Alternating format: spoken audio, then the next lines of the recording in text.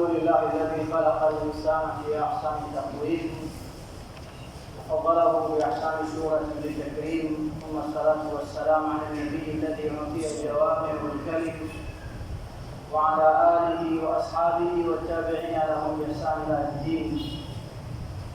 أما بعد، سبحانك اللهم لا علم لنا إلا ما علمتنا إنك أنت العليم الحكيم. والسلام عليكم ورحمة الله وبركاته. Biidhnillahi taala, katika majlisi ya tafsiri kuanzia kwenye aya ya 72 kwa kuanzia kwenye aya ya 74 katika suratu Al-Anbiya, ambayo aya inazungumzia kuhusu mitume wa Allah, namna gani Mwenyezi Mungu alivyowapa nusra. Na hizi aya tunazisoma au ambazo tumeanza kulisoma kuanzia jana ni taslia ya Rasulullah sallallahu alaihi wasallam, zinamliwaza mtume kwamba wewe kama unaona unapigwa vita na hali imekuwa ngumu, kuna wenzako walipita kwenye kipindi kigumu kama Nabii Ibrahim alikuwa kwenye moto, Allah akampa nusra.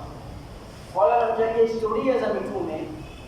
Moja katika malengo ni kumpa utulivu Mtume Muhammad alayhi salatu wasalam kwamba hata wewe pia utapita. Ukiangalia visa vya mitume, Mtume wa Mwenyezi Mungu anaumia na watu wake Makuraishi, analetewa surati Yusuf, wewe unaumia na watu wako.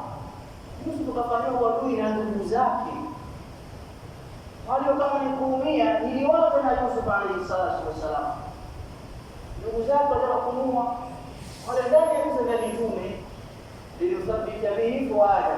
Tunakufanya hivyo, tunakuletea habari ili tupate kukupa utulivu, na sio utulivu tu, ndani yake ni kumpa njia ya kupita kama walivyopita wenzake kabla yake. Ndio utakuta ndani ya Qur'ani kuna qasasul anbiya, kuna visa vya mitume, na hiyo ni kutia himma moyo wa Mtume Muhammad sallallahu alaihi wasallam. Aya ya 74 wa Luta, baada ya kutaja idadi ya mitume, Mwenyezi Mungu akamtajia na Luti vile vile. Luti anjaina, tulimuokoa pamoja. Aya imekuja sema wa Lutan ataina hukman wa ilma, kana Luti pia tulimuokoa, alafu tukampa hukman. Hukman ni fasl qada, tukampa sheria, hukumu baina ya watu, wa ilma, na tukampa ilmu. Wanajainahu min alqarya, tukamwokoa kutokana na ule mji alati kanat ta'malu alkhaba'ith, ule mji ambao unafanya machafu. Kaumu Lut maarufu kwamba wao walikuwa wanaendeana wenyewe kwa wenyewe, wanaume kwa wanaume, kama ilivyokuwa katika zama zetu. Mtihani mkubwa katika malezi sasa hivi ni watoto wa kiume. Kuna mtoto wako wa kiume akiwa na afya njema, lakini tayari ameshaharibiwa. Wala usishangae mtu atoka zake sokoni, afika nyumbani, apokewa na mwanamume mwenzake, anadai kwa sababu ni mke wangu. Yaani mambo ya ajabu sana, maajabu. Hii ilikuwa inafanywa na kaumu. Mtume alipata shida na Nabii Lut na hizo kizazi, na hawa watu ilikuwa raha zao ni kuendana nayo kwa wanaume kwa wanaume. Na leo sasa hivi imekuwa mpaka nchi zinaipa misaada ni kwa sababu ni akhlaq ya shetani bado ipo. Na mpaka wakati mwingine kuna wengine wakikiza baadhi ya bidhaa, biskuti, peremende, ndani kwamba watoto waanze kutumia mapema, ili kuna baadhi ya vitu vitengenezwe katika miili yao kwa hiyo mpesi kuweza kufanya kama hiyo. Hili jambo moja zito ambalo Mwenyezi Mungu amelitaja katika sura mbalimbali, na watu waliadhibiwa mpaka wanachuoni wasema adhabu ya Mwenyezi Mungu katika hao viumbe ilikuwa nzito sana, sababu zimetajwa adhabu za aina 3 za kaumu Lut. Kuna walioteremshiwa vijiwe, Kuna wale waliochukuliwa na Mwenyezi Mungu ardhi yao yote ikabebwa, mpaka malaika wakasipokaa wanasikia milio ya majogoo. Jibril ikachukua ardhi ya nchi nzima akawapeleka mpaka mbinguni, akasubiri amri ya Allah tabaraka wa taala wakaanguka. Wanachuoni wanasema kaumu moja katika adhabu tatu, ima apigwe mawe mpaka afe kama walivyokuwa mawe wale na ndege walitia mvua ya mawe, au apelekwe kwenye ghorofa refu aangushwe afe kifo, au atiwe moto. Moja ya moto haifai kuwa kitu kwa moto isipokuwa Mwenyezi Mungu Subhanahu wa Ta'ala, maana wakiuna mbele kwa hai. Ala kulli hal waruban tunavyobaini atainam hukman, tulimpa sheria ya kuhukumu baina ya watu wa ilma, na tukampa ilmu, wanajainahu, na tukamwokoa na billahi mtu min alqarya allati kanat ta'malu alkhaba'ith, na ule nchi qarya ndani ya Qur'ani. Kwenye lugha za kusema qarya anajirikisha kwenye Qur'ani, qarya ni nchi.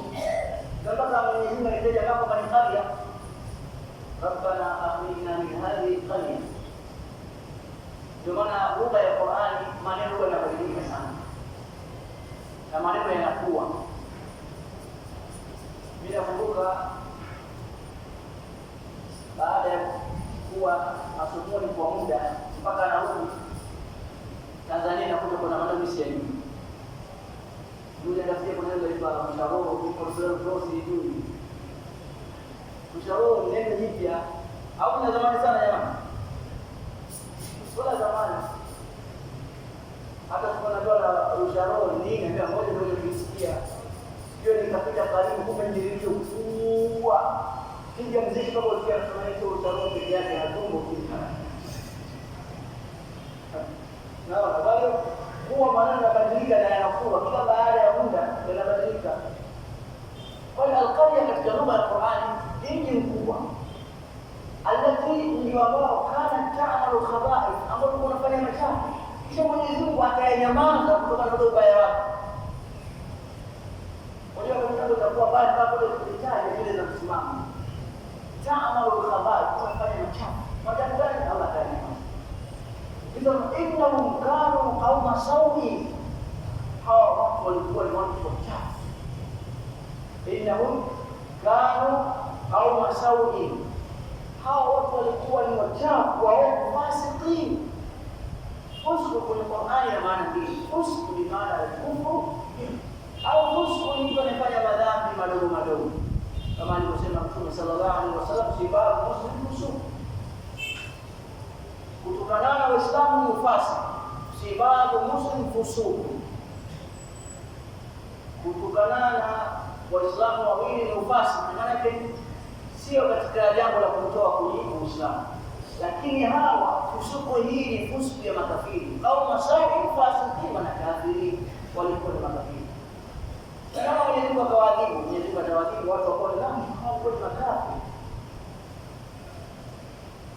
Wa adkhalnahu fi rahmatina, Allah akamtaja Nabii Lut, tukamuingiza yeye katika rahma zetu. Innahu minas salihin, hakika yeye alikuwa katika wale wema. Wa adkhalnahu, tukamuingiza fi rahmatina, kwenye rahma zetu. Na hapo tukamuingiza kwenye rahma za Allah mpaka wao jamii. Wa adkhalnahu fi rahmatina innahu minas salihin.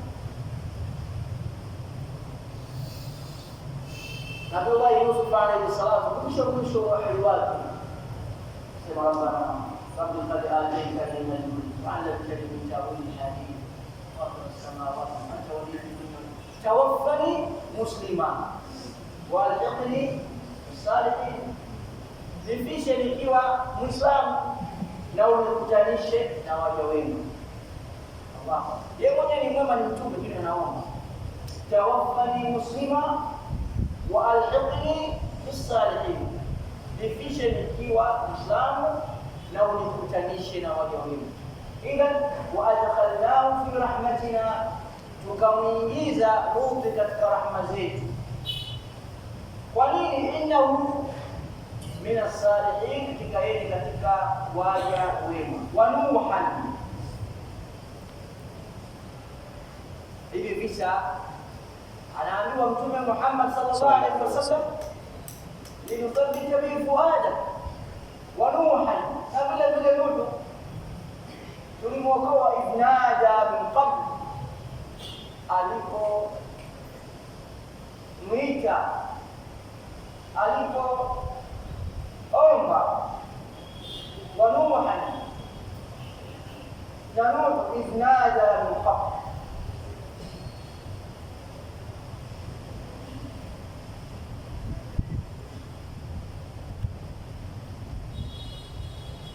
na Nuhu alipo muomba Mwenyezi Mungu mkabul, fastajabna lahu, tukamsikia. Nuhu alimwomba Mwenyezi Mungu maombi mengi sana. Mmoja wapo aliposema, rabbi inni maghlubun fantasir, Mola wangu mimi nimeshindwa, naomba Mwenyezi Mungu nipe nusra. Na wanaochuoni nasema hii aya ni mujarrad. Kimwambia Mwenyezi Mungu maneno haya, maneno manne, rabbi maghlubun fantasir, Mola wangu mimi maghlubun, manake nimeshashindwa, fantasir, naomba nusra yako. Kuna baadhi ya aya ni dua, yaani hiyo aya kwa sababu imekuja katika baadhi ya athari. Alikuwa Mtume wa Mwenyezi Mungu alayhi salatu wassalam anasoma Qur'ani, kuna maeneo anasimama naomba dua, sababu aya nyingine ni kama hii, rabbi inni maghlubun fantasir. Na ikiwa kuna kero zako umeteka kwenye moyo, alafu ndio unampelekea Mwenyezi Mungu, rabbi inni maghlubun fantasir, Mola wangu mimi ni maghlubu, nimeshindwa, fantasir, naomba Mwenyezi Mungu nipe nusra yako. Ama akaleta nusra yako. Wanasema hii aya ni mujarrad, maana kwa hii ni mujarrad, ndio taarifa hiyo ni mujarrad, kwamba ukimwomba Mwenyezi Mungu na jambo lako, ukisoma hii aya, basi ni sababu ya Allah kufikiria hapo. Fastajabna lahu, tukamwitikia. Farajainahu wa ahlahu, tukamwokoa yeye na watu wake. Minal karbil adhim, kutokana na shida kubwa. Qur'ani inasema shida alipata Nabii Nuh ilikuwa ni kubwa, mpaka ambaye Mwenyezi Mungu, naomba usiache katika ardhi kafiri yoyote, kwa sababu ukiwaacha watapoteza waja wako. Nabii Nuh alayhi salatu wassalam akaamrishwa na Allah atengeneze safina, jahazi, wakawakiwa na mtanasheri. Hiyo ni kazi ya kufaa hii bwana, kazi ya utume wako na watu. Asante najara baada ya kunta nabia, umekuwa ni mchonga wa jahazi, na sababu ya kuomba ulikuwa ndani mtume. Mtume wana miujiza, wanapewa, inaonekana kama huyu ni mtume.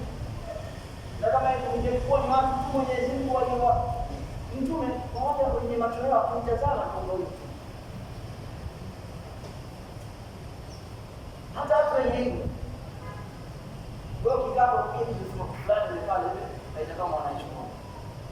Hata kikai wao wanasema hivi, hata ukikaa mkao wa mtu utakupapisha mtu wa aina gani mpaka tajiri. Kuna mmoja bwana amekaa mkao mmoja wa ajabu sana. Anasema watu kikao na mikao kwa hivi. Kila mmoja mtu maliza kikao hivi. Na kila mkao una tafsiri. Kuna mkao mmoja wa ajabu kwa tunaona huu sio kawaida. Nani ndio hapa? Lakini mmoja mtammbali. Kila mkao tafsiri. Hata unajolala pia. Yaani tunaona kama kitanda kikubwa, shuka pana, kitanda kina mito ya kutosha, alafu kuna mtu anakwenda anajilaza pale, alafu Unakuja kitu weka mkono wake hivi ambaye sema hii ishara mtu ambaye ana masomo hivi ndio Basi kwa hiyo mtu anashikilia nyonge. Wewe ukiona la hivi ndio moyo wako umejikumbusha. Na moyo wako una masomo mengi. Na kama watu iangalie kama la. Watu ambao mmeona haina msomeko kwa anajeleo. Ogopa mtu ambaye analala hivi. Hapa amejaisha. Huyo asiana maafisa mtumishi jana. Watu wasijadiliana.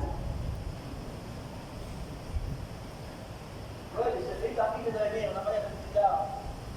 Wanaangalia kwa unalala kwa kufasiria kwamba hivi mtu anaenda. Mkao wako unapenda mkao na kufanya kitu. Mkao.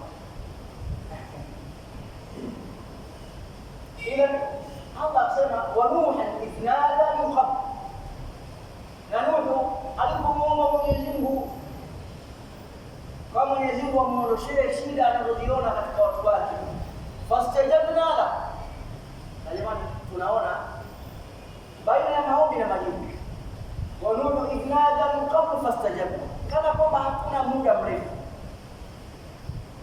Maombi yana athari katika maisha yetu. Na hii sura sijaona sura ambayo inatupa tuwe karibu na maombi na Mwenyezi Mungu. Kila leo anaomba na jibu. Anaomba hapo kwa tofauti ni fedha. Baada min qabl fastajabna la. Taona haya takazofuata pepo hivi. Wa Zakaria alipoomba Mwenyezi Mungu, usiweze peke yangu mimi. Wa fastajabna la. Na aya nyingi tunasoma hizi ni dua. Kama wanasema aya ambayo tulifuata katika shekhe tulifuata Zakaria ambaye Mwenyezi Mungu Rabbi la tadhani farda wa anta khairul warithin. Mola wangu usiniache peke yangu mimi. Na wewe ni mbora kutoa mrithi. Wanasema wanachukua hii aya kwa mtu ambaye ana tatizo la mke wake kufika ujauzito au kuamsha mimba, akikidhirisha hivi basi itakuwa ni sababu ya Allah kumpa mrithi. Na idadi ya watu wengi wamefanya na majibu yamekuwa nao.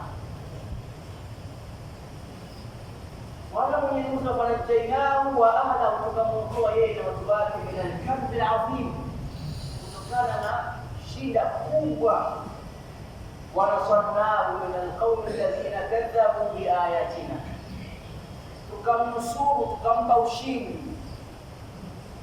Min al-qawmi alladhina kadhabu bi ayatina, na wale watu ambao walikuwa wakikadhibisha alama zetu. Kuna watu ambao wanakadhibisha aya ziko mingi. Kuna aya al-kauni, yani alama, au aya shari. Aya shari kama hizi hapo tunasoma. Alafu kuna ayatul kauni, alama za dunia. Ulimwengu pia ni kitabu. Ulimwengu pia ndio utakuta mara nyingi sana zinafungwa baina ulimwengu kama kitabu na kitabu kama vile Qur'an. Angalia Mwenyezi Mungu aliposema, alipoambia watu tembeeni katika ardhi, fadhuru kaifa kana aqibatul mukadhibin, asema hadha bayanu linnas, sema hadha ishara Qur'an. Katanguliza kwamba tembee duniani muone alama za Mwenyezi Mungu. Alafu aya inafuata na hadha bayanu linnas, kwamba Qur'an nayo ni alama. Kuna viumbe watamwamini Mwenyezi Mungu akiona miujiza duniani. Kuna viumbe watamwamini Mwenyezi Mungu kupitia aya za Qur'an. Innahum kanu qauma sawin, hakika hao walikuwa ni watu waovu. Fa aghraqnahum ajma'in, tukawaangamiza wote. Aghraqnahum ajma'in, tukawaangamiza wote. Wadaud, na hapa Allah akataja kisa cha Nabii Daud alayhi salatu wassalam na mwanawe Suleiman.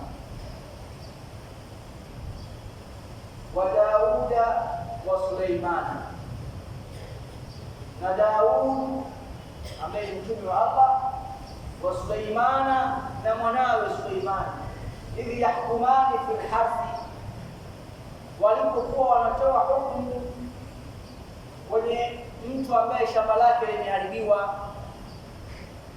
Waliingia watu wawili, mwenye shamba na mmoja na mifugo, na inaonekana ugomvi wa mifugo na wenye shamba ni ya zamani sana.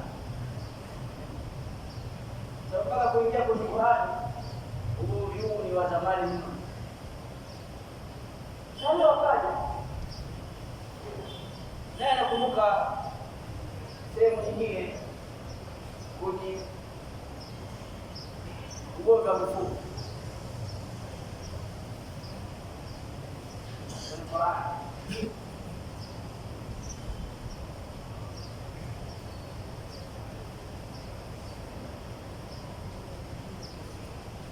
Aliposema kwamba huwa hadha lau 99 raja waliya najatun wahida, mimi bana nina kondoo wangu 99, nidhamu ya 99,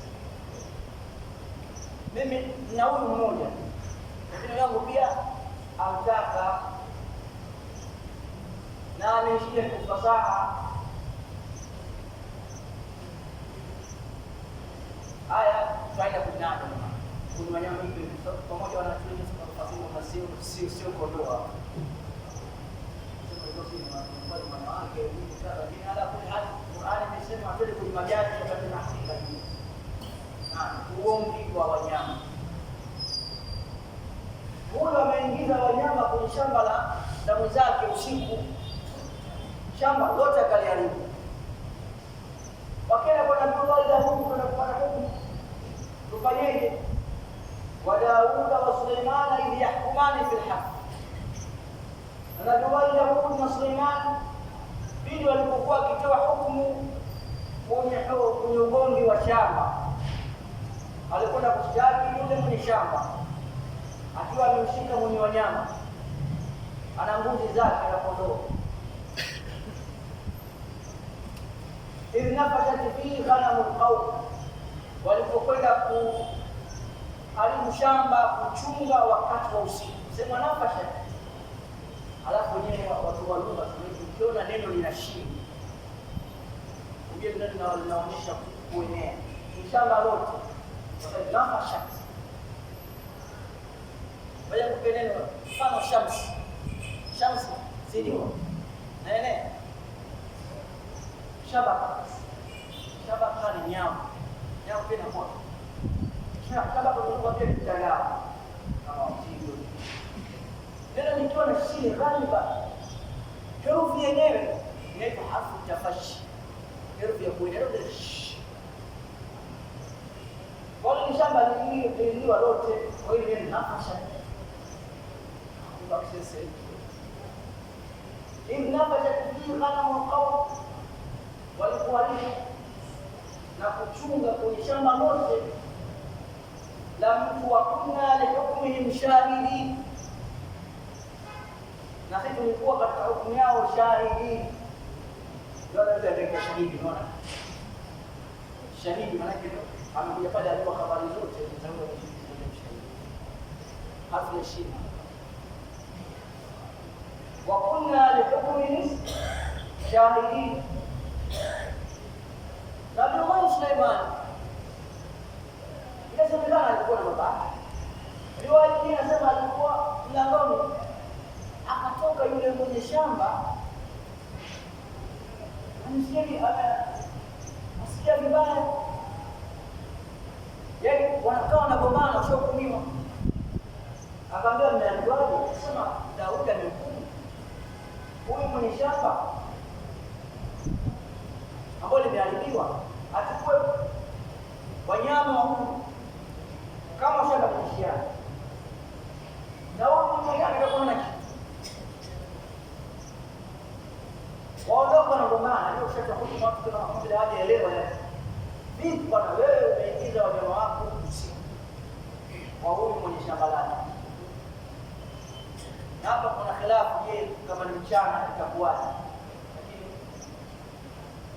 masala alafu pia kingine, je, sheria iliyopita sheria yetu au la? Imamu Abu Hanifa asema mchana haina shida, mchana wewe linda shamba lako, ama usiku mazao yako kilimo usiku ndio lazima umeme. Na Nabii Daud alisema kwamba wewe itabidi mwenye wanyama mpe wanyama, kwa sababu ameangalia thamani ya lile shamba, mazao yaliyolimwa yanafanana na thamani ya wanyama. Wale mpe wanyama wao. Hakuna. Simoni akamwambia babake, unaonaje baba kama tungefanya tofauti ya hivi? Huyu mwenye wanyama ampe mwenye shamba, abaki nao afaidike na ngozi, sijui na maziwa na supu, kunyoya zile, wanawachuma wale wanyama, wanatengeneza baadhi ya vitu vyao, na huku wana kama maziwa bila kuochi, watu wanavaliana. Huyu naye aende akalime shamba mpaka mazao ya kistawi kiwango kile, uwe apewe wanyama wake na uwe apewe shamba. Allah sema fafahamna Suleiman, tukamfahamisha Suleiman hukumu hii. Daudi akasema mwanangu, hii rai nzuri sana. Baba akatanaza akasema rai yako nzuri, akahukumu hivi, kaambia kwenye shamba haya nenda kalime kule, mpe wanyama, kalime mpaka mazao ya kistawi kile kiwango ambacho wanyama wako waliingia na kuharibu shamba, mpe shamba lake, utakuwa ni wako. Na hapa jamani, hata kama ni baba, usiweke mbali mtoto wako. Kuna vipaji anaweza akafungulia Mwenyezi Mungu, usifungulie wewe. Lakini upande mwingine hata walimu, usiwe mchoyo, wakati mwingine mtoto anafunguliwa na Mwenyezi Mungu, usifungulie wewe. Baba ni mtume na mwanawe ni mtume, Allah akamfungulia mtoto kwa hikma yake, kuonesha elimu wakati mwingine. Na pia tusiwafanye watoto wanakuwa sasa hivi, yani imekuwa ukiwa yani ukimkhalifu mwalimu jambo dogo tunakuwa una adabu, ile ni kosa kabisa, na hiyo unaua vibaya, unaua uwezo, unawaogopesha watu, unamfanya mtoto apesti akopi na kupesti kwako moja kwa moja. Hii kopi na kupesti, mtoto atakufa sababu ulivyoishi wewe kwenye kipindi hicho, huko ndio kukumbana changamoto nyingine ambazo fikra zako haziwezi kufanya kazi kipindi hicho. Kama tumezoea kizazi cha kopi na kupesti, hakina jipi kwa sababu ya kuuawa fikra zao mapema. Hizi aya wale na mafunzo makubwa sana, wallahi mafunzo makubwa. Fafahamna Suleiman, tukamfahamisha Suleiman, hakufahamishwa baba mtu, na baba mtu akarudi akafuata rai ya mwanawe. Bali inakuja katika riwaya ya Nabii Suleiman alayhi salatu wasalam, aliingia wanawake wawili kwa Nabii Daud, akasema Nabii Daud, sisi tumeenda shamba tukaweka watoto wetu, mmoja kaliwa na mbwa, huyo aliyobaki kila mmoja agombea asema ni mtoto wake. Nabii Daud akawaangalia, akatazama kwa ujuzi wake wa kitaaluma psychology, akawatazama akasema huyu mtoto ni mtoto wa mkubwa katika wale binti, mmoja alikuwa mkubwa mmoja mdogo, huyu mtoto ni mkubwa. Suleiman alayhi salatu wa salam mtoto akamwambia, baba mimi nataka, unaonaje ukanipa mimi hukumu? Kabewa hukumu. Akamwambia naona kwa kuwa mtoto anamgombea, ndio ningemkata katikati, huyu nusu kampa huyu, nusu kampa huyu. Kweli basi akamlaza mtoto aliye badala, akamchukua panga, akakumkata nyama, akakumkata kwa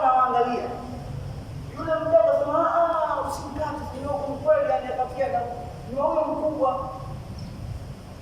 Suleiman akaangalia na mtoto ni mdogo. Kwa nini mama mtoto anakaa kwa sababu katulia hivi? Ule akaona afadhali akalelewe na mwingine. Akapeleka ni mdogo. Sema ni mkubwa na mdogo. Mkubwa mdogo. Wewe hapo sema ni mdogo. Mkubwa. Sio sema mdogo. Mdogo. Ndio ndio ni mdogo. Yaani mama hisia zake anatamani kwamba mtoto awe hai asiuliwe mtoto mama. Ni afadhali aende akaishi baadaye kwa kijuana usoni. Kama ni mdogo. Daudi mwenyewe akaona kweli mtoto anapata. Na ndio ile hali ya hisia za umama lazima zijitokeze. Moja mama kumkuza mtoto wake sio jambo dogo. Alafu wewe niambie kitu. Mama akishamnyonyesha mtoto wake hata mara moja, yule mtoto hatari atakumbuka mama. Moja ni Allah Musa kabla ya kutupwa na mamake na Bwana Mwenyezi Mungu, wahaina ila ummi Musa al-40. Kwa mnyonyeshe mama. Shamnyonyesha mtoto. Huyu atakuja kukujua yale maziwa yale. Hayatapotea. Kabisa. Kwani sasa mbona mtupe kabla ya kunyonyesha? Akingeza uhusiano ule hapo sio. Wala mtoto ukatae huko aibu. Atarudi. Wala mtoto bwana sio mkubwa. Na kwa nini Abdullah Daudi alisema ni mkubwa? Sababu aliona huyu mdogo hata kuja kuzaa tena. Mungu wake kuzaa tena. Mfanye mwako wake. Ndio unapata mwingine. Wajua tunapokuwa tunajitahidi kwa masuala kila mmoja anaangalia upande wake. Na ndio maana jamani tusijane kwenye masuala ya khilafu. Wala tusitukane. Kila mmoja kaangalia upande fulani. Kama kitu tumezoea hapa katika pale. Kuna wasichana wawili walikuwa na wao. Ilikuwa kazi yake ni ibada, hapana amna chochote. Nao ni mmoja kazi. Akasema mtu haflali naye na wala hatuuzi. Tunapata shida sisi. Huyu tumfanyie jambo. Tumfanye. Ilikuwa soja kazi yake. Kama mmoja kazi kwa ilikuwa ni watu wa karibu. Tumfanyia ametuzidi sisi. Ili apigwe hadi ya kuuawa kama itakavyo. Basi wakachukua yai akajipasua akaleta sehemu yake ya siri. Majimaji yale akapiga ukelele. Alipokuja sema fulani wanafanya. Daudi akataka kumuua. Sababu ushahidi bado una baadhi tumeonekana nataka nini tena na Abdullah sema tayari harusi ya mama nitaja mwanakuna harusi asema na Abdullah sema baba mmoja hebu tuchukue moto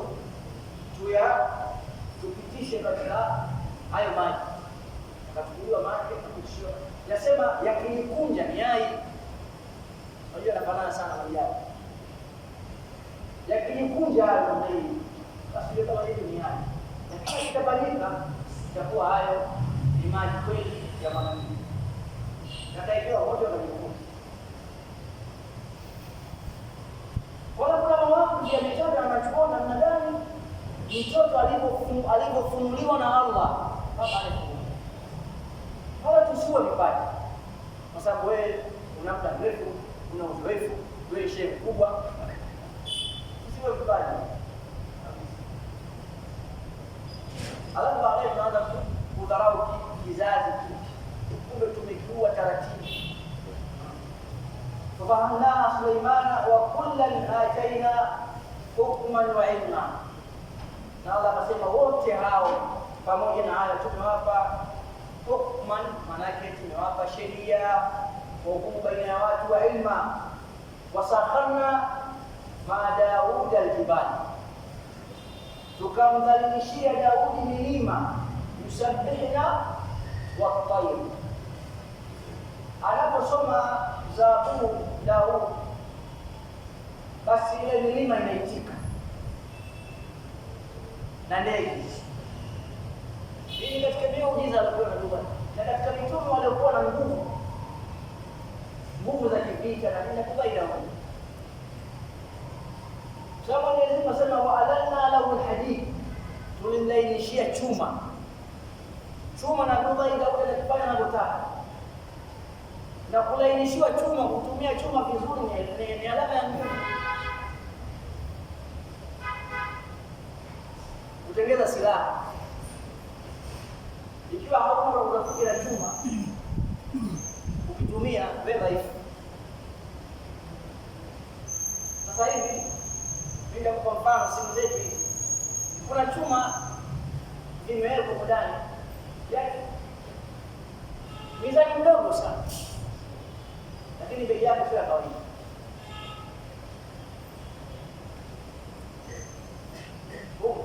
Na chuma kipima mizani yake mdogo sana. Wale chuma kinapoingia sehemu yote ukawa na urafiki nacho kwa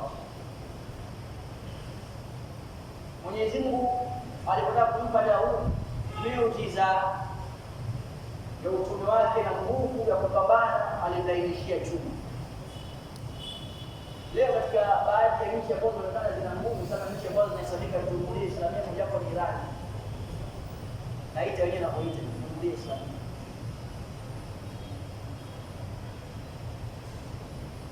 Kwa sababu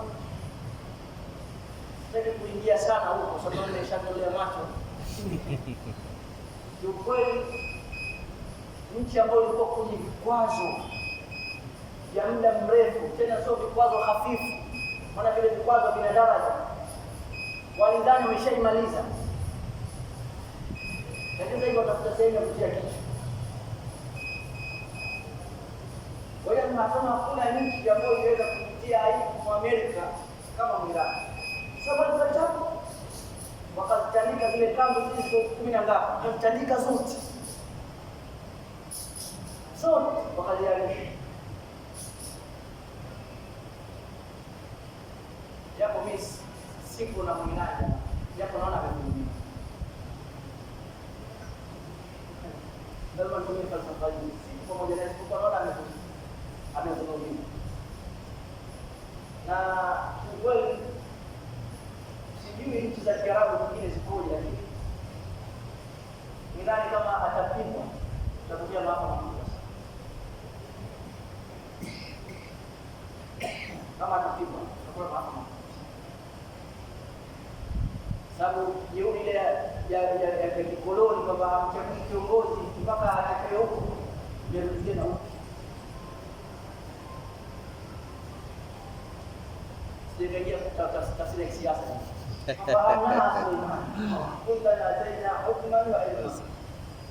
Wasakharna ma Dauda jibal, tukamdhalilishia Daudi milima, yusabbihna, yani vile aliposoma Zaburi alikuwa na sauti. Hata mtume wa Mwenyezi Mungu alikuwa sahabi, alikuwa na sauti nzuri kama Abi Musa al-Ash'ari, anasema mizmara bimazabiri Daudi, umepewa sauti nzuri kama na Daudi. Alikuwa akisema mpaka ile milima inaitika. Waqal na ndege, wa kunna fa'ilin, na sisi ndio tunafanya hivi. Wa'allamnahu san'ata labusi, na tukamfunza kutengeneza mavazi lakum kwa ajili yenu, litusinakum min ba'sikum, ili mpate kuwalinda nyinyi na vita zenu. Au katika baadhi ya litusinakum kwa nini, ili tupate kuwalinda nyinyi min ba'sikum na vita zenu. Au baadhi wanasema litusinakum kwa yeye, nafsi ya kalima litusinakum au linuhsinakum au yuhsinakum, kama ilikuwa ipo katika darasa liyuhsinakum min ba'sikum, ili ipate kuwalinda na vita vyenu. Fahal antum shakirun, je, nini mwenye kuwashukuru Allah? Daudi alikuwa anatengeneza dir'i za chuma na kama vile wafu, yani kipigwa mshale maana yake inakuwa huko, lakini kwa kuna matundu na vile Mwenyezi Mungu amemjalia kwamba chuma anakuja anataka anashona na sana. Hakuna kiumbe ambaye alikuwa anakunja chuma anayotaka bila moto bila chochote kama Daudi, na ilikuwa ni yeye pekee. Wengine watatumia moto, wafanyaje, watumie nguvu ndio wakunje chuma, lakini chuma ilikuwa anakunja kwa mikono, anakichana kwa mikono, anatengeneza vile za kuvaa, anavaa kifua hapa kwa kifuko, kile anavaa kwa kichwa kwa ajili ya na masahabi walikuwa watumia. Na hii inaonekana kama usijobandia kwenye vita kwamba mimi namtegemea Mwenyezi Mungu. Vaa nguo za kivita, haionyeshi kwamba hivi ukivaa hivi maana yake ndio hujamtegemea Allah. Vaa nguo za kivita hivi vitani. Kuna sahabi mmoja alikuwa anaitwa Shaytan Al-Sadr, shetani kubwa wazi. Huyu bwana kijana kwa kuvaa nguo hivi anaitwa Dhirar. Alislimu Fathu Makkah, na alikuwa anakuwa na uwezo akafanya zake zote fi sabilillah. Mtume akamwambia biashara yako haujapata hasara, kaingia vitani, alikuwa shujaa. Mimi nikimsoma Dhirar na msoma sahabi wa ajabu. Ilikuwa habari, alikuwa akivaa kiingia mchana akisikia joto ilikuwa anakuwa, na ukikuwa ni hatari. Na watu kwa alikuwa anaingia kwenye kundi la watu akiwa kifua wazi, hata kugeuka vizuri kuna mtu anapiga kishaua, alafu tena akimbia funza na watu kama 10-15, ndio lao alichukua wengine ndio kwa nini anakuja tangu au anafuatilia, ndio atafuata na watu wale wanafuata na wao wote wanachukua wengine. Wao kwa Shaytan Al-Sadr, shetani kubwa wazi, alikuwa na mambo alikuwa na kuogopa. Anaonekana ushujaa makabila. Hata yeye alikuwa na dada yake aliingia kwenye vita mpaka Khalid kwenye vita vile mali vile tukamsaidia shujaa. Kama ni mwanamke dada yake Dhirar, sababu kwenye vita huko Dhirar na vita fulani alipigana akateka. Dada mtu alipata taarifa kwamba kaka alichekwa alifunga kwa mizinga kabisa ataingia mwanamke. Kapigana mpaka wakati wa mchana, Khalid akasema nenda kumsaidia. Mpaka vita vimeisha. Khalid akamjua huyu nani? Wananisha kwa wote wanaambiwa, kaifunga funga nani? Hayo Khalid ndio alimleta. Yeye shujaa kufunga kunua. Hataki. Hata msungoi mwanamke. Dada. Sasa ndio kupanga kushika baba.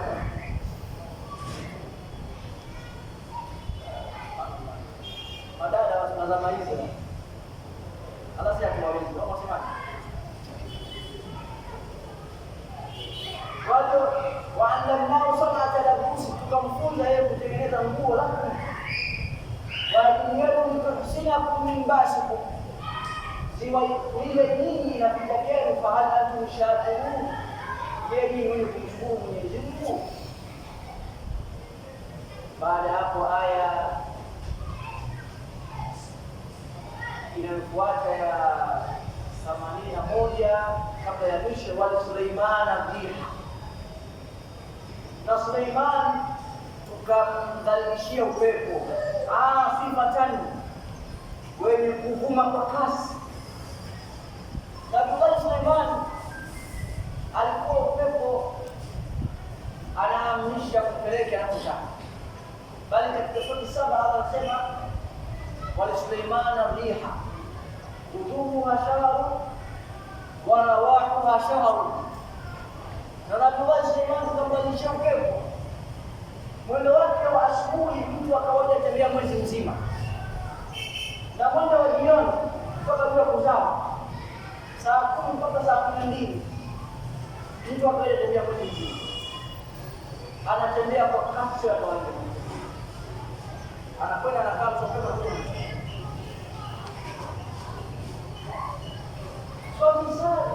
Suleiman riha tajri bi amri rukha, na Suleiman upepo unatembea kwa amri yake, unatembea rukha taratibu.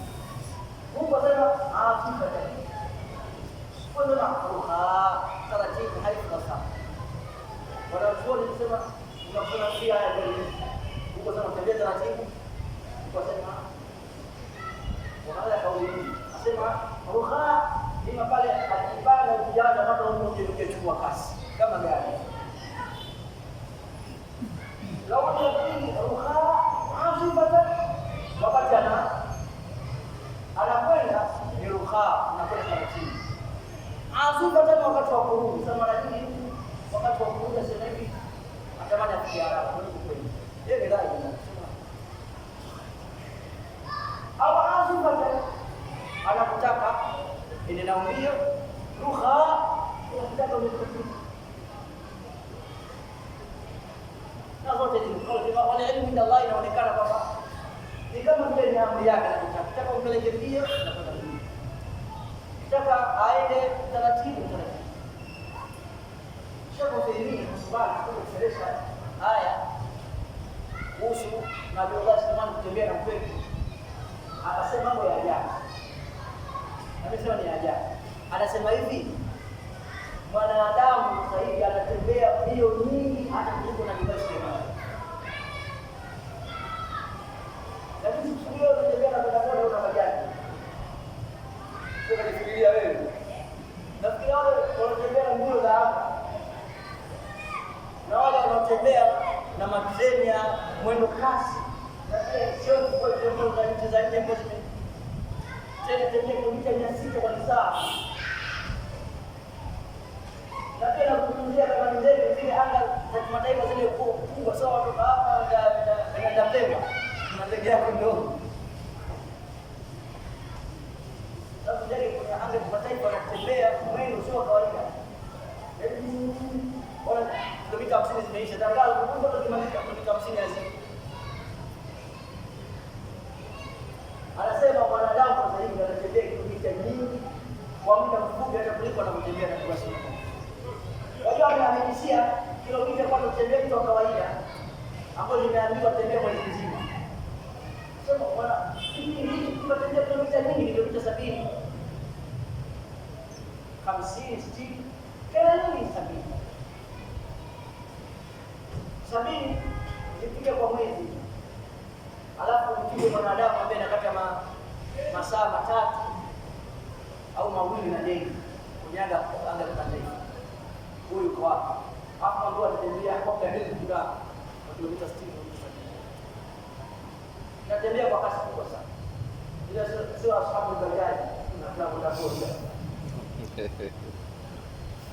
Wa Suleiman riha asifa. Na Suleiman tulimdalishia upepo asifa tangu kwenda kwa kasi tajri bi amrihi, unatembea kwa amri yake. Amri ya nani? Allah. Ya Mwenyezi Mungu alipokuwa Suleiman. Ya Suleiman kuna lamu ya miliki wa Suleiman. Kama vile ndio mmiliki yani. Wale masjid. Na kusema mikrofoni masjid. Maana ni miliki yake. Wa Suleiman riha. Kama vile Mungu amemmilikisha yani. Tajri bi amrihi. Inatembea kwa amri yake ila al-ardh allati barakna fiha. Katika ardhi ambayo tumeibariki, ardhi ya Sham. Huko Sham kuna aya 5 zimetaja ubora wa Sham. Nani hizo Sham? Nyesha. Jamani bado tulitajia hizi aya kwa wakati wa ruhusa. Kuna aya 5 zinaonyesha ubora wa Sham. Ila al-ardh allati barakna fiha, katika ardhi ambayo tumeibariki.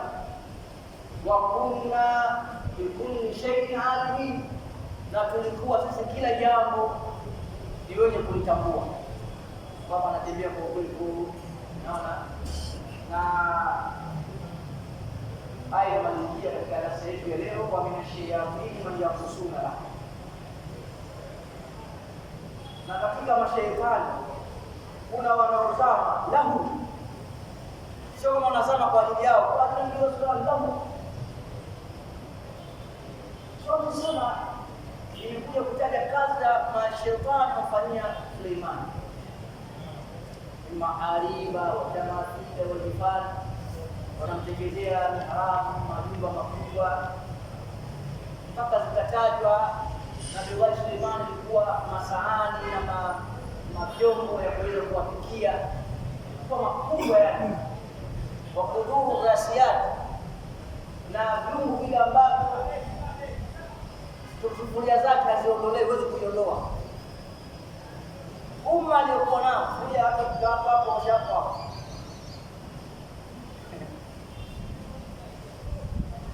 hapa kuna swali. Na Nabii Suleiman alikuwa anawatumia mashaitani kwa mambo mbalimbali. Je, inajuzu zaidi kuwatumia? Sababu wao wanatumia kwenda kuzama kwenye bahari, mito, kutetea dhahabu, dumu na vitu gani?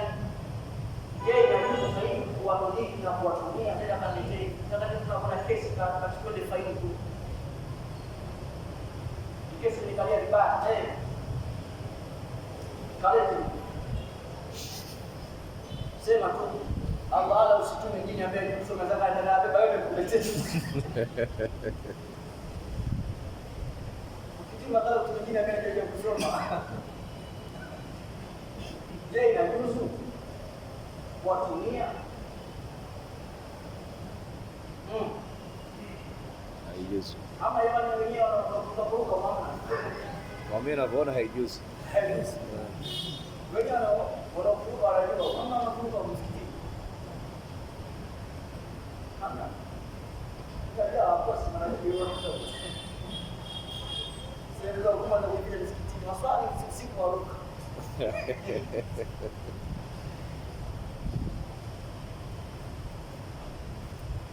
Basta mama tunaam. Haijuzu. Naona mimi. Kwa hiyo masuala peke yake. Na sababu yeye ameruhusiwa na Allah.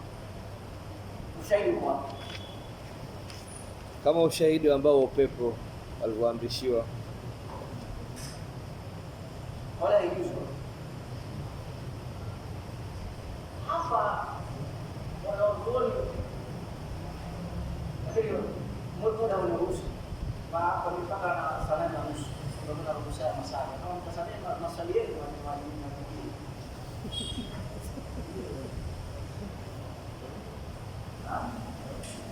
Ambia mtali nikalibu nusu nikasema shehe shahidi. Kama mtalifanya tena saa 8:30 hapo hiyo ni sababu ndio nilivyozoea na nilivyojua darasa hili. Sana mtasema kama ngine watumishi hapo kutoka mapema au kuiacha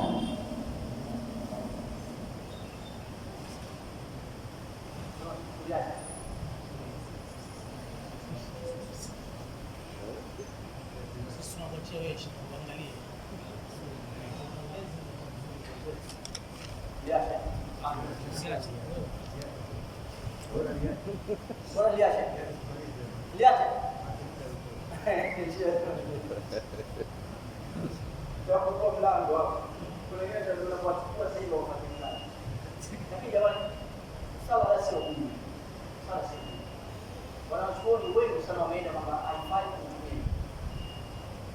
Tunasema nyumbani, tunasema kutumia kiumbe, sio kumtumia hata kumuoa. Pamoja kuna maswali mengi sana. Wanasema kumuoa hii kuna mazuri mengi sababu ile kuweza kubadilisha. Ghafla tu mwenyewe za mwanamke mrefu kabisa kama mrefu kawa enjoy na mwanamke mrefu. Ndio shule za Warani. Alikuwa moksha kwa Mungu. Kwa hiyo si masala ya kutumia tu kwa ajili ya masuala kadhaa, hata kumuoa. Sababu katika aya za Qur'an na min ayati an khalaqa lakum min anfusikum azwaj.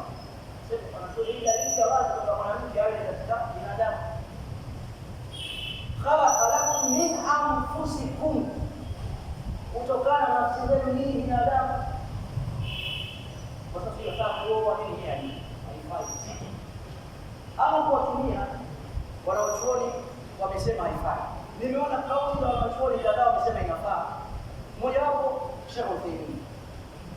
na Ibn Taymiyyah asema inafaa, na kuondoka na kukopi na kupesti kwamba hawa wanasema haifai kuziba mlango, sababu watu wengi hawajui kutaamali nao. Elimu ni ndogo sana. Wala kama una elimu kama Ibn Taymiyyah, ukiwa na elimu kama ya Sheikh Uthaymeen, jana ana elimu kama ya Sheikh Uthaymeen, basi haifai. Kwa hiyo inaonekana kuna viumbe wana level, anajua hapa Mungu, lakini ala kulli hali mlango hauja kuwa ni hasa kwa Nabii Suleiman kama anavyosema, ila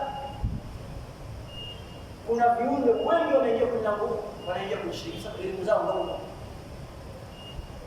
Na hapa Tanzania wengi naona kwa mitandao wallahi shiriki tu, wengi elimu zao ndogo mno, na wao kwa kutaja lakini ndio ndio watu kama azungumza bila haraka chochote wao lepo ndogo au viumbe wanakona kona nyingi mno. Kiumbe wazaliwa baada ashafanya huduma, baba yako amekufa, amvize wewe kama ukuu, yuko nyuma kufuata kuna fenesi huko ana wewe kila baba wako mwingine ndio ndio kusema hapa kama naye wewe pale wewe pale. Kwa hiyo hairuhusu. Na wanasema yajuzu, basi ni kwa lengo maalum. Mimi nasema kama lengo ni sababu wewe wakisema hivi, na mimi nikasema kwamba haya ninayosema mimi, sababu nilipoona kwamba wao wamekataza, wanasema inafaa, nikaangalia wanasema inafaa, nikasema kwa lengo hizi inajuzu, sababu wasingesema inajuzu wanajua. Ila kwa sisi hapa jamani haramu kuongeza kuishi, ila wako wewe unaweza kufanya jambo akaja kukusaidia kabisa, kufanya jambo kukusaidia tena mpaka ukashangaa, na kama hata kuja kwambia kama yeye utakuja kushangaa. Mimi na tukio moja la ajabu, na binti ambaye alikuwa ana shida, basi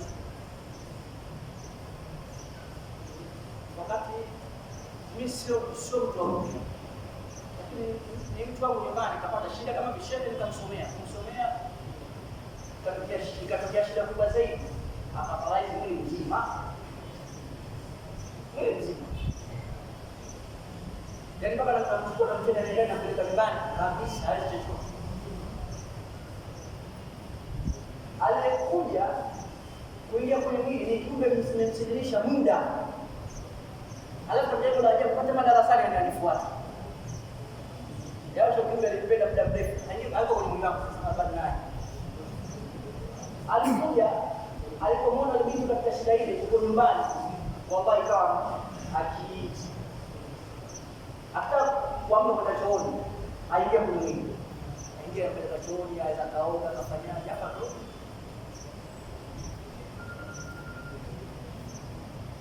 Mbona kazi kizikiwa chafu, ajaa kumwili, akafua mpaka akamaliza, na akazungumza leo mpaka akasimama. Hapo viumbe ikiwa haujamuita wala nini kafanya hivyo mwenyewe, kuja kataa, kwani umemwita, umemchinjia kuku,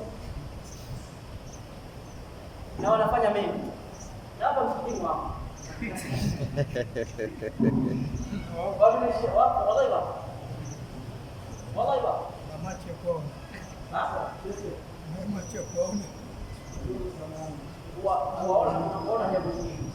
Mimi sasa hivi wallahi na rekodi video hapa, kile jambo ya mpaka kutafuta video, nenda najua kwamba sababu basi alafu tuendelee kwa mashayatin, na katika mashaitani wanaingia kusuna lahu, watu ambao wanaozama chini kwa ajili ya kuchukulia dhahabu, wa yahmaluna lahu amalan, na wanamfanyia kazi duna dhalika mbalimbali. Wa kunna lahum hafidhin, na tulikuwa ni wenye kuwahifadhi, wasiharibu, wahifadhi wasifanye mabaya. Hapa kauli imekuja, je, hao mashaitani ni wema, walikuwa Waislamu au walikuwa waovu? Kuna maswali mengi sana hapa, nakishia hapa tumebakiwa na dakika 9. Fungue mlango wa maswali, mlango wa maswali tuwashe.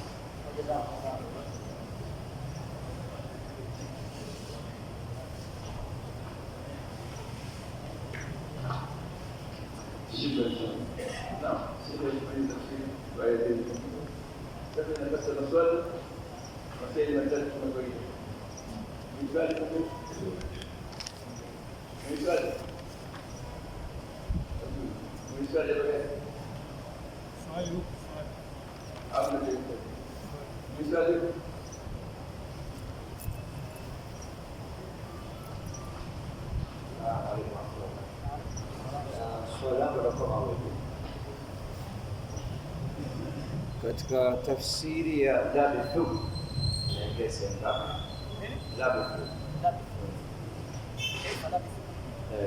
yani aya hii hapa wewe tafsiri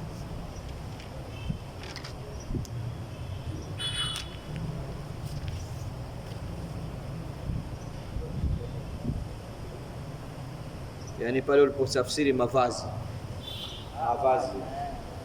na wewe labda ni mavazi, lakini labda inakuwa inabadilika ama vipi ulivyotafsiri kwamba ni mavazi, lakini je inabadilika kwenye Kiswahili ama itakuwa neno hilo labis.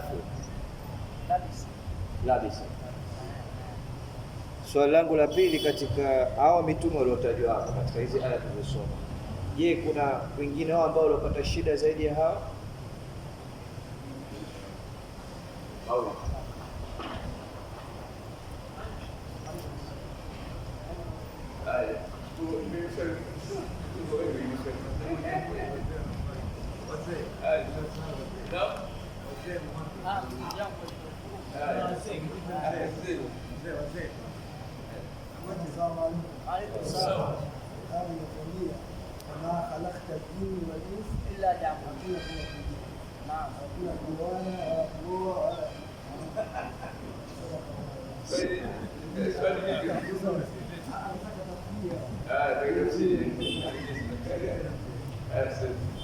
Swali langu ni kwamba ile kwamba walisulumiana Rehe. Sasa kama ulitupa mfano wa kuhusu vile vitu ambavyo vinaenda kwa mwendo kasi, sasa tunajua kwamba ikiwa ni ndege unapanda ndege fulani ambao ni wengi inaenda kwa haraka, lakini huu pepo ambao unambeba Suleiman anavyotaka, anabebwa na nini ndio huu pepo umpeleke?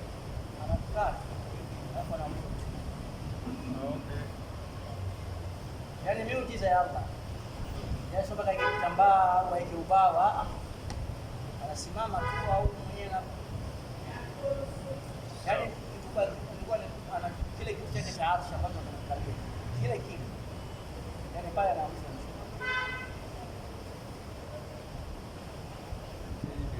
Hapa sallam zitu ma khalaqtu jinna wal insa illa liya'budun. Kwa hii aya inaashiria kwamba majini na watu wote wameamrishwa kufanya ibada. Wama khalaqtul jinna wal insa illa liya'budun. Na Mwenyezi Mungu hapa katanguliza majini wametangulia sisi. Adam katika mkuta Ibilisi. Wama khalaqtul jinna, hii tabdili tarikh katanguliza kwa historia yake wa mwanzo. Wal insa, na mwanadamu illa liya'budun. Wale mambo mengine ni manafi ambayo ndio yenye khilafu. Je, inajuzu kufanya manufaa baina ya viumbe wawili hawa? Usiulizane na pili kusherehesha kwamba haifai kutokana na level zetu za taaluma ndogo. Kwa swali la Assalamu alaykum. Ahsanallahu ilaykum. sallallahu Kuna nataka kujua upande wa aya kwanza kwa tafsiri kwa Qur'an hukmu wa ilmu, kwamba Lut tulimpa sheria pamoja na ilmu, tumekoa katika kijiji ambacho au nchi ambayo ya watu wabaya.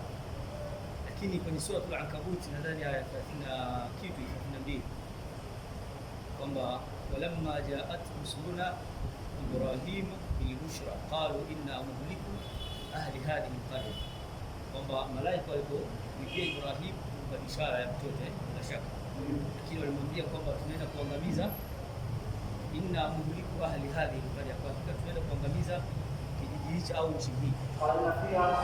Qala inna fiha Lut. Sasa huko nataka kujua Ibrahim alayhi salam na Lut walikuwa katika sehemu moja, sehemu ya kabila, yaani wao ni wa asla, wao kama ndugu. Abdullah Ibrahim na Abdullah kina saba wanaonekana wanapata, alafu pia mitume walikuwa kwenye kipindi kimoja, kila walikuwa wanaenda hawakuwa sehemu moja, hapo.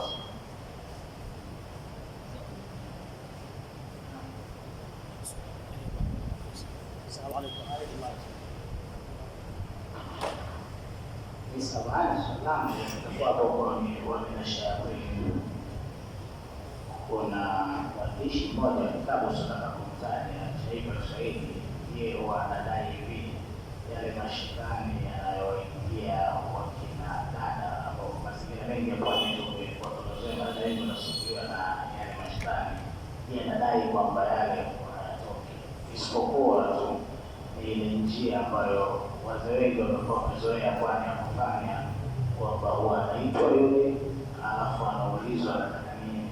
Mfano mwingine anasema tatizi, mwingine anaweza kusema nataka kuku. Hili shehe limekaaje? Sawa.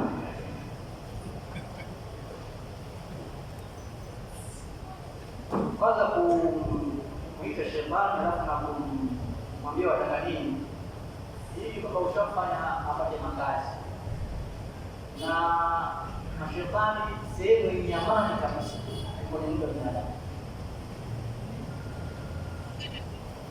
Yaani wanapenda sababu anapata mahitaji yote ndani ya mwili hata bila kutoka, na wanaweza kukaa hata zaidi ya 500 mpaka 1000 mwili, wala yaani wanakuja unakuwa wadogo kiasi kubwa, yaani mpaka wanapita kwenye mshipa wa damu. Waweza kwa wengi kabisa ndani ya mwili, wala tena mpaka mimi hawajuani kama wengine wako Mwanza, wengine kwa Dar es Salaam ndani ya mwili. Ila hao wanaowaita alafu wakapewa takalini kaza, hao wametaka kuwaika, na mwili wa binadamu sio nyumba, haramu hata jini kukaa anapata madhambi. Na wewe unamtawalisha kumweka kwa pete, pia umefanya jambo ambalo shirki. Pete kuvaa ni jambo la kawaida, lakini akivaa pete kwa kuwa majini kamwambia avae ni pete ya kiitikadi, unamtoa kabisa katika Uislamu. Kwa maana hiyo njia sahihi ni kumuita, shamuita, kumwambia atoke, na anapokuwa hataki kutoka, kuna njia mbalimbali za kwenda kumfanyia. Hapo kuna mambo dini na mtaalamu kusomea aya na kanuni za kumchoma, aya za kumfanya asikie vibaya, za kumfanya kwamba akose pumzi hapo alipojificha, au kuna aya za kumfanya kama kumchinja sana, yaani unasomea mpaka kwamba ameshajaa, alafu unamwomba Mwenyezi Mungu na unaashiria kumchinja kwa mkono, sababu kwa Kiswahili kwa mkono kama kwenye shingo au kwenye hivi, unaashiria hata kupata ufiki, unaweza kaa basi ale kama mbuzi mchinja. Lakini hii takriban ni kwa wale wengine ambao wanajua hivi, lakini haitakiwi kwamba umweke huko ndani kwa sababu ya kuku, na unaweza hivi kidogo ikeni kuku shilingi 15 ya mambo utasema. Kwa hiyo ulimwengu wa majini wanaishi kizamani mno, zama za utumwa. Hata kushangaa kuna mwingine katumwa, yeye mwenyewe ni mtumwa, alikuja pale ahitaji kitu kidogo mno, lakini kidogo kitakuza motoni wewe, sababu ukimuitikia takilia kuku, lakini ukiingia la Allah nadhaba li ghairi Allah, amelaniwa kwa kichinja au madhaba li ghairi Allah faqad ashraka, akichinja kichinjo hata kidogo kinyume na Allah kushirikisha wale kuwachinjia au kuwapa vitu ni katika shirki, na ile kweli huwezi kuwatoa, lakini majini wanatoka kwa Tena nisikia kuna kauli nyingi ya wenyewe wengine wanaotoa maneno. Sema dini wote kama ndio na Qur'an, hakuna dini hata madini wote na Qur'an. Ya kwamba kuna dini si mwingine ni tabangi, mwingine ni taunga, wasomea Qur'an hadi maana. Qur'an haina mpaka ujue maana. Kwani Mwenyezi Mungu alipotwambia la anzalna hadha al-Qur'ana ala jabal la tunajua maana. Kuna la pasua. Qur'an inaathiri kwenye moyo wa mtu hata asipojua maana. Hata dini wote wanaathirika na wote. Wallah.